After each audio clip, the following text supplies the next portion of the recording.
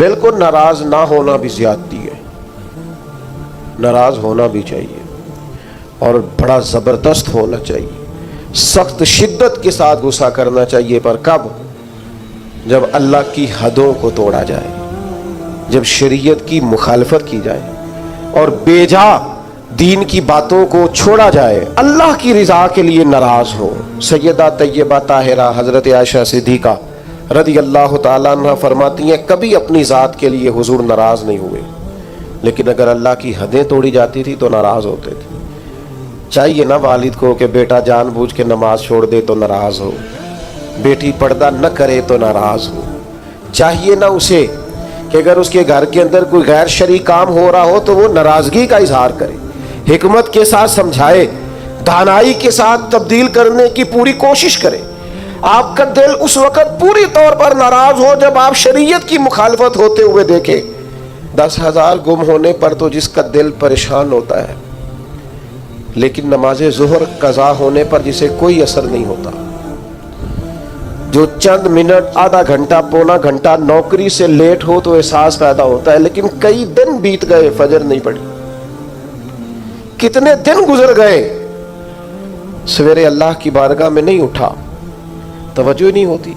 2 حدیثیں اکٹھی عرض کرنے لگا ہوں، آپ نے ان دونوں روایات پر غور کرنا ہے۔ ایک قاضی اعجاز رحمۃ اللہ علیہ نے شفا شریف میں لکھی اور ایک امام احمد بن حنبل نے اپنی مسند میں نقل فرمائی۔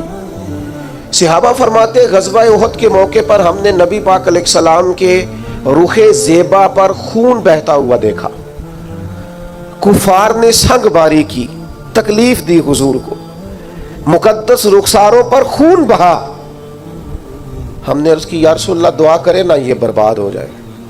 نبی پاک علیہ السلام نے فرمایا مجھے لان تان کرنے والا نہیں بنا کے بھیجا گیا، مجھے رحمت بنا کے بھیجا گیا۔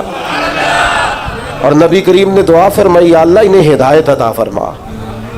اس موقع پر جب حضور کو ذاتی طور پر تکلیف دی گئی ہے، مقدس چہرہ نور پر خون بہ رہا ہے اور صحابہ کے کلیجے پھٹ رہے ہیں، اور احد کے میدان میں حضور کا وہ رنگین چہرہ خون سے بھرا ہوا دیکھ کر طبیعتیں مچل رہی، تڑپ کے عرض کی حضور کریں دعا یہ تباہ ہو جائے۔ فرمایا نا بھائی، وہ لان تان کرنے والا نہیں، مجھے تو رحمت بنا کے بھیجا گیا۔ لیکن میرے عزیزو، غزوہ خندق کے موقع پر جب دشمنوں سے دفاع کرتے وقت نماز عصر مسلمانوں کی قضا ہوئی تو حضور نے ہاتھ اٹھا کے عرض کیا، کہا اے اللہ ان کے پیٹ آگ سے بھر دے جنہوں نے ہماری نماز عصر لیٹ کی، ہماری نماز لیٹ کر دی، صلاۃ وسطیٰ لیٹ کر دی۔ ہمیں تیرے حضور جھکنا تھا، ہمیں وہ نماز پڑھنی تھی جو بڑی قیمتی ہے، نماز عصر انہوں نے ہماری نماز لیٹ کر دی، ان کے پیٹ آگ سے بھر دے۔ حضور کا سارا چہرہ لہو سے بھرا ہے، پر ذات کے لیے دعا نہیں کی کہ یہ تباہ ہو جائیں، پر ایک نماز لیٹ ہو گئی۔